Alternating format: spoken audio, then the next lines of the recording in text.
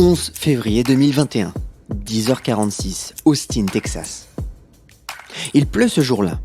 Whitney Wolfe, tout habillée de jaune ananas, est figée devant son écran. Elle tient son fils Bobby dans ses bras.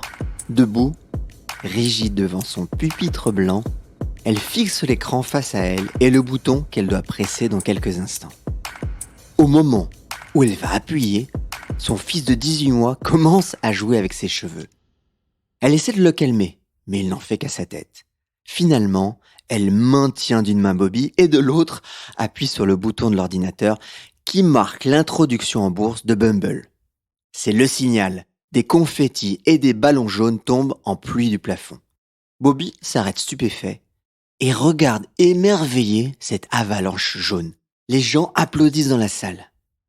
Whitney esquisse un pas de danse, son fils dans les bras, et essuie quelques larmes d'un geste rapide.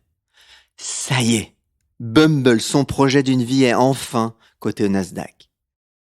Je vous amène aujourd'hui découvrir la vie d'une femme harcelée qui a su transformer ses épreuves en force, la vie de Whitney Wolfe qui, à 32 ans, a créé la première application de rencontre qui permet aux femmes de faire le premier pas, Bumble.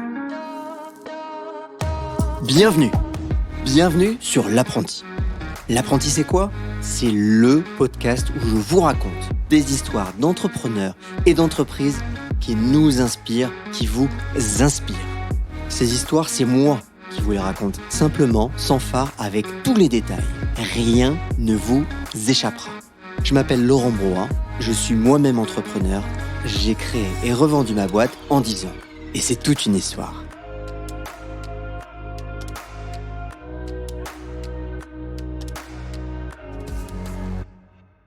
Il était une fois à Salt Lake City, sur la côte ouest des États-Unis, un promoteur immobilier, modèle de réussite à l'américaine, et une femme au foyer.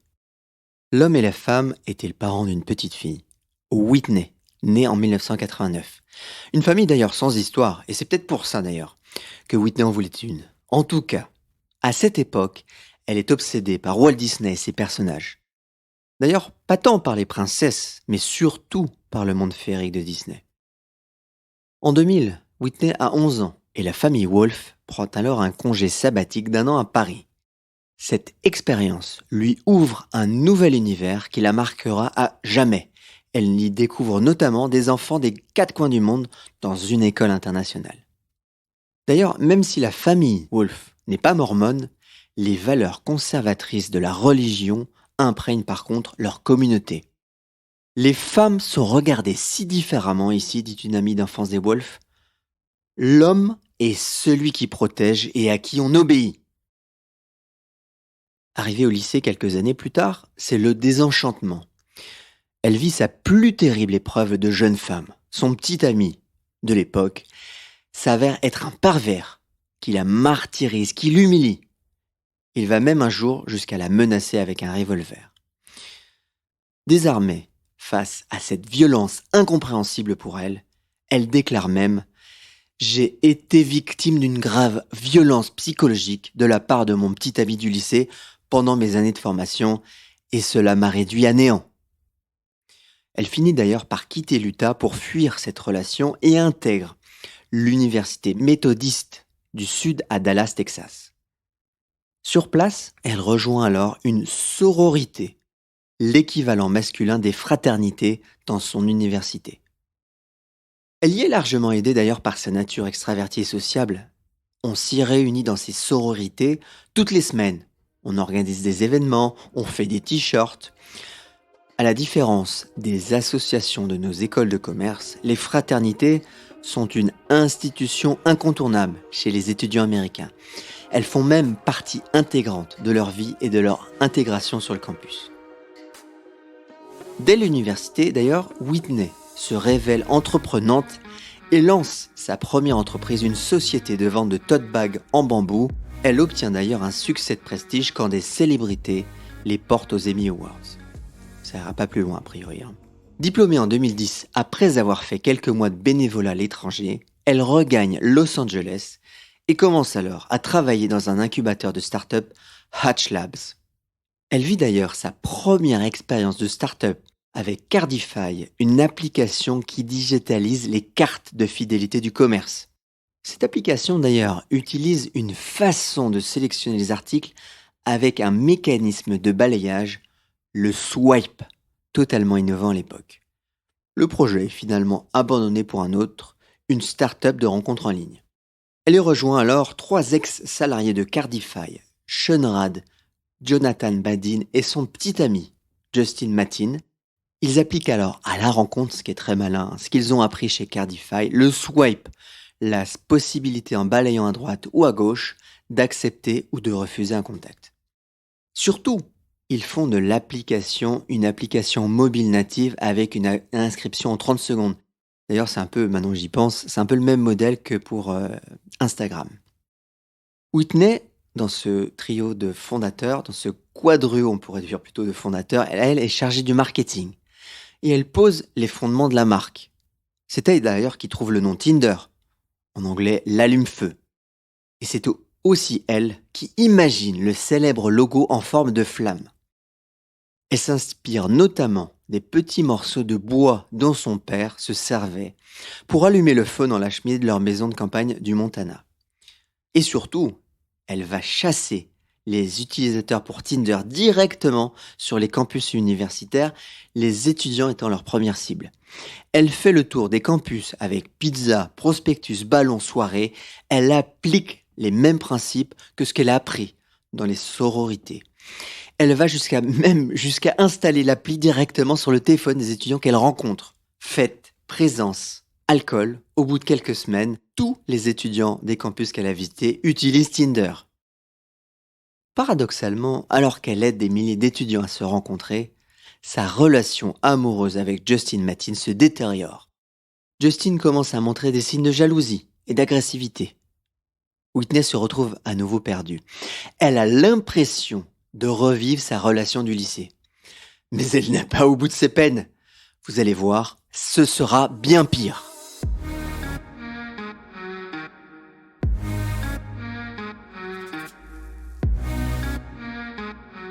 Cette fois, elle prend une décision plus rapide. Devant cette situation, elle décide de se séparer de Justin, alors qu'ils sont encore dans l'entreprise et tous les deux fondateurs.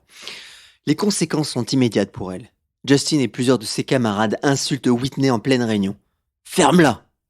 Brimades et vexations s'enchaînent et lui demandent même d'aller leur chercher le petit déjeuner comme un vulgaire sous-fifre ou discutent ouvertement en réunion de la taille de ses seins ou de ses fesses. Quelqu'un va même jusqu'à lui cracher au visage lors d'une soirée en la traitant de pute. Et ce n'est pas Justin qui va calmer le jeu depuis leur séparation, il lui envoie textos et mails obscènes, notamment des photos, des dick pics, vous allez avoir dick pics. Brisée, Whitney quitte la société début 2014. Mais cette fois, promis, elle ne va pas se laisser faire. Elle prend alors une avocate et porte plainte contre Tinder pour harcèlement et discrimination. Elle va plus loin dans sa plainte et précise qu'elle a été évincée du poste de VP marketing et de son titre de cofondatrice à cause de son sexe. Car comme lui a dit Justin, être avec une femme comme cofondatrice donne l'impression que la société est une blague et dévalorise la société d'ailleurs. Malgré les preuves qui s'accumulent, son vécu et ses affirmations sont remises en question. Elle se retrouve même menacée et attaquée sur les réseaux sociaux, notamment Twitter. Finalement, Tinder craque le premier et accepte très rapidement un accord. 1 million de dollars à Whitney contre l'arrêt de toute procédure. Lessivée, Whitney met littéralement 6 mois avant de se relever. Elle ne veut plus jamais entendre parler de sites rencontres en ligne et veut lancer un site d'un nouveau genre où les femmes échangent compliments et gentillesses. Elle a vraiment besoin de réconfort et de retrouver du sens après sa deuxième expérience de harcèlement. Le 24 septembre 2014, alors qu'elle vient juste de se mettre d'accord avec Tinder, elle reçoit un mail d'un personnage qu'elle ne connaît pas, Andrei Andreev, un milliardaire russe de 40 ans installé à Londres qui va changer sa vie à jamais.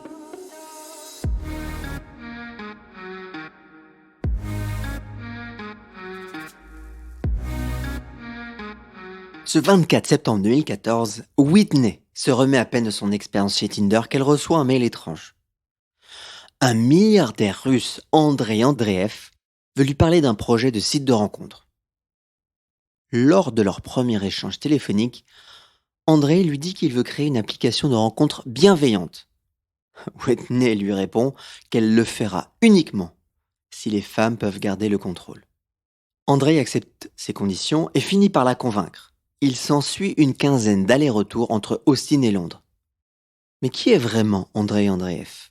Russe né en 1974, précurseur du web, il a créé le premier équivalent de Google AdWords, puis le premier site de rencontre en ligne en Russie en 2004. Il les revend tous à une société d'investissement russe et il devient rapidement riche. En 2006, installé à Londres, il enchaîne avec Badoo, B-A-D-O-O, un site de rencontre en ligne totalement gratuit. D'ailleurs, contrairement à ses concurrents de l'époque, Mythic et Harmony, qui eux sont payants. Il se rémunère uniquement avec la mise en avant des profils et d'autres fonctionnalités payantes. Badoo est un succès monstre dans de nombreux pays, avec 360 millions d'utilisateurs dans le monde et génère plus de 150 millions de dollars de revenus. Bumble sera pour Whitney sa revanche, une manière de manifester au monde entier, et notamment à ses ex-associés, sa valeur réelle. Qui plus est, ce sera un site où les femmes ont le pouvoir. Andrei lui fournit alors l'équipe d'ingénieurs basée à Londres pour créer l'application et investit 10 millions de dollars. Il détient d'ailleurs par l'intermédiaire de Badoo 80% des parts de Bumble et 20% pour Whitney. Whitney recrute alors une ancienne camarade de l'université, Caroline Roche, et les voilà installés dans la chambre d'amis des parents de Whitney à Austin. Whitney répète même les mêmes recettes qui ont fait le succès de Tinder. Aller sur le terrain et convaincre les utilisateurs sur place. Les deux femmes passent semaines et week-ends à parcourir les campus du Texas avec Switch jaune, ballons aux couleurs de Bumble. Elles distribuent jeux, bières, pizzas et tout ça gratuitement. La fondatrice et la salariée présentent Bumble comme une application conviviale pour les femmes, loin du spamming masculin qu'elles retrouvent sur d'autres sites, comme celui de Tinder par exemple. Mais Whitney ne s'arrête pas là. Elle trouve le nom, le logo et surtout, elle définit le positionnement. Son slogan « Faites le premier pas » s'adresse directement aux femmes. Avec l'aide de 2 designers transfuges de Tinder, elle dessine l'appli Bumble. Bumble est finalement lancé en décembre 2014 et elle recrute une dizaine de femmes salariées pour démarrer. Vous voyez, on est dans un univers très femme, très, très féminin. Donc vraiment cette volonté de Whitney d'aller dans ce sens-là. Même principe que Tinder, les utilisateurs swipe à gauche ou à droite selon leurs préférences. Mais le succès est immédiat. 1 million d'utilisateurs dès la première année, puis en 2016, 8 millions jusqu'à 42 millions en 2020. Le modèle économique est basé sur des achats intégrés, donc c'est gratuit au démarrage. Et comme Badoo, vous avez des achats intégrés pour booster le profil ou pour avoir plus de swipes. Pour s'assurer de toucher un maximum de personnes, elle diversifie les offres et les tarifs. Une politique et un mode de fonctionnement qui donnent des résultats. Environ 10% de leur base paie, contre 5% pour Tinder par exemple. Mais Whitney a une vision de Bumble beaucoup plus large. Elle ne veut pas simplement être un Tinder de rencontre dédié aux femmes, elle élargit son concept et lance Bumble BFF, une appli dédiée aux amitiés platoniques en 2016, et Bumble Biz, une appli pour aider les gens à se mettre en relation avec des contacts professionnels potentiels. Malgré les galères pour recruter ses premiers salariés, notamment à cause de son départ médiatisé de Tinder, elle continue à embaucher. Et qu'importe ceux qui ne veulent pas venir travailler avec elle, elle puise dans le vivier et le réseau de ses amis. En 2020, l'entreprise installée à Austin peut s'enorgueillir de compter plus de 600 salariés. Parce que oui, le siège de Bumble reste à Austin, proche du cocon familial. Et d'ailleurs, le siège s'appelle La Ruche. Le bâtiment, si vous avez l'occasion d'aller voir sur internet, est peint en jaune vif et voit ses couleurs se décliner à l'intérieur. Donc vous avez du jaune verge d'or, jaune canari, jaune banane, jaune ananas. La cabine téléphonique, les étagères, le garde-manger ont tous la forme caractéristique de nid d'abeille. Tout va donc pour le mieux dans le meilleur des mondes jusqu'en 2019, quand le propre fondateur et principal actionnaire de Bumble, Andrei Andreev, est accusé, écoutez bien, de misogynie et de comportement inapproprié envers les femmes. Un comble! Ou alors est-ce le monde de la tech qui a un problème avec les femmes? Quoi qu'il en soit, Whitney semble voir l'histoire se répéter encore une fois.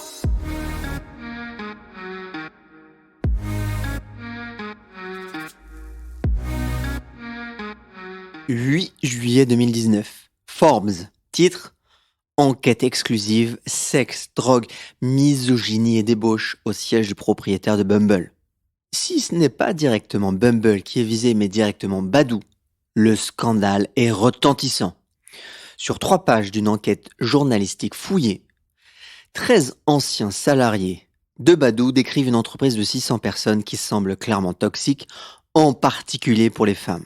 Les mises à jour de nouvelles versions des applis portent notamment le nom de stars du porno, et même une vidéo d'un employé recevant une fellation d'une prostituée largement diffusée en interne.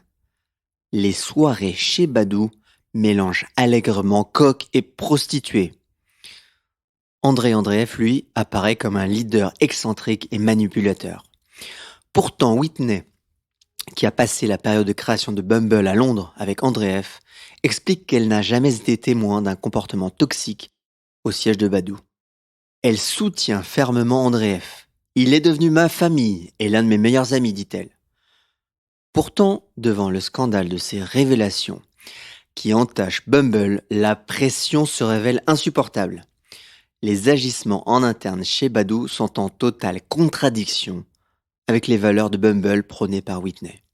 Andrei Andreev, affaibli par le scandale, cède alors ses parts en novembre 2019 au fonds d'investissement Blackstone pour 3 milliards de dollars et se retire complètement de l'entreprise. Whitney Wolf devient alors la PDG de l'ensemble du groupe, incluant donc Bumble, Badoo et bien d'autres sites.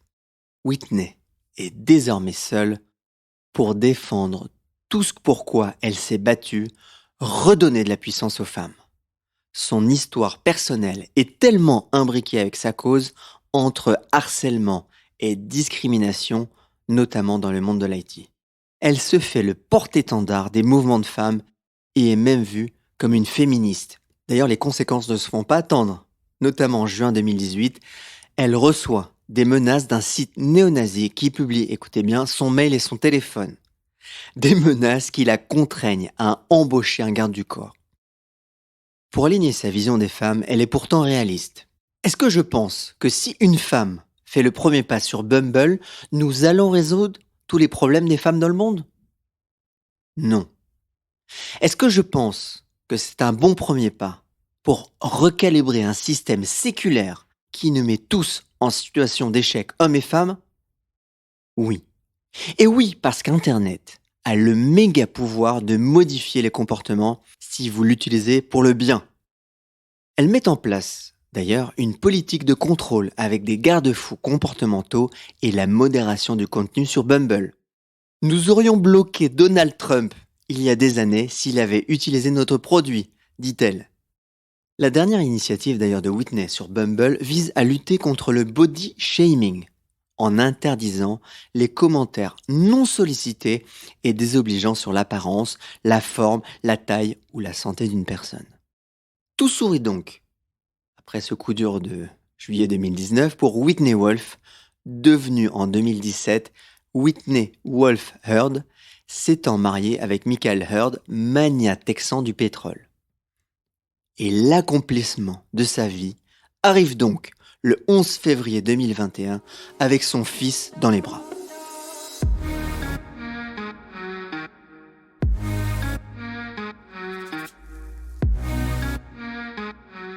Ce 11 février 2021 est un jour spécial pour Whitney Wolf Heard.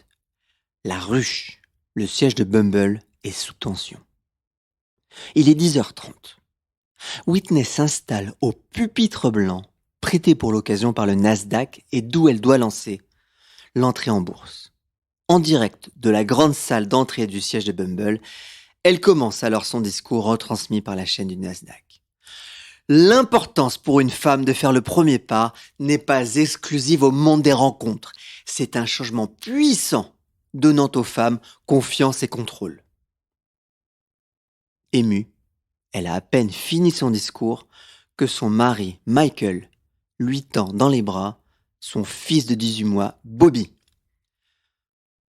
Bobby alors commence à s'agiter alors que Whitney attend le go pour appuyer sur le bouton qui validera officiellement le premier jour de cotation au Nasdaq.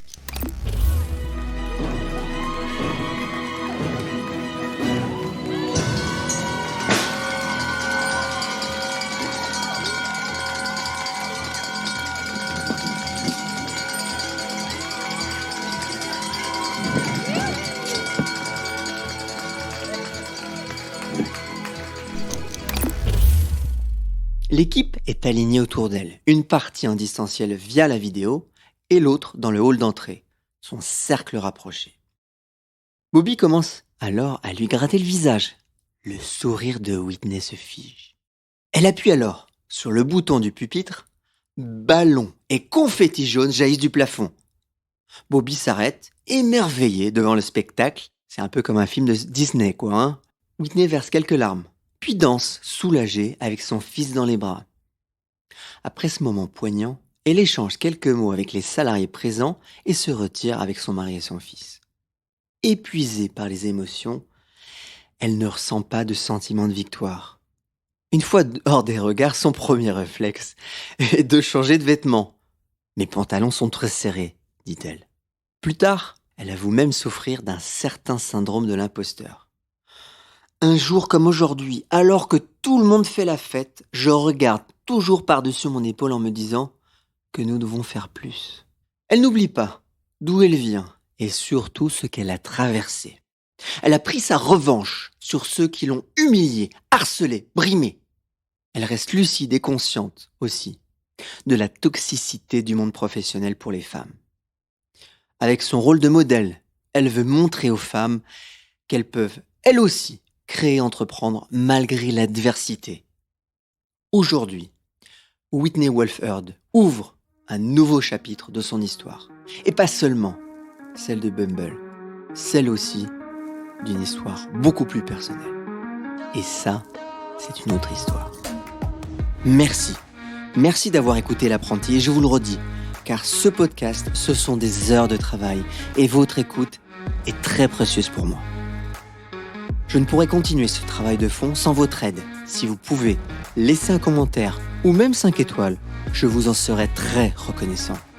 Pour connaître les coulisses et notamment les infos que je ne peux pas toujours vous donner, abonnez-vous à ma lettre sur l'apprenti.fr. Vous retrouverez toutes les nombreuses sources qui ont permis de construire cette histoire. Merci enfin à Thibaut et Alexandre pour leur travail formidable, leur travail de fond. Et je vous dis rendez-vous pour un prochain épisode.